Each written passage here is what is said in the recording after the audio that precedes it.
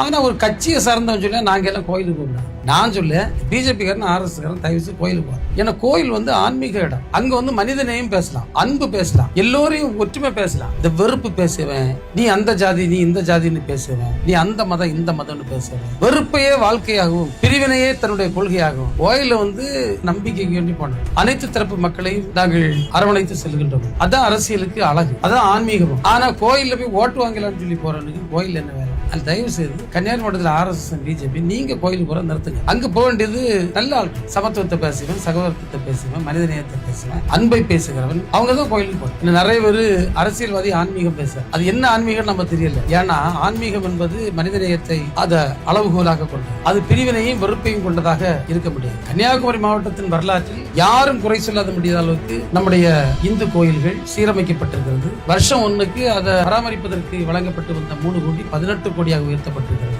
எல்லா சிவாலயங்களுக்கும் அடிப்படை வசதி செய்திருக்கிறது. எல்லோரையும் உள்ளடக்கிய வளர்ச்சி என்பது நம்முடைய திராவிட மாடல் ஆட்சி நடத்துகின்ற தலைவருடைய ஒரு தாரகம்.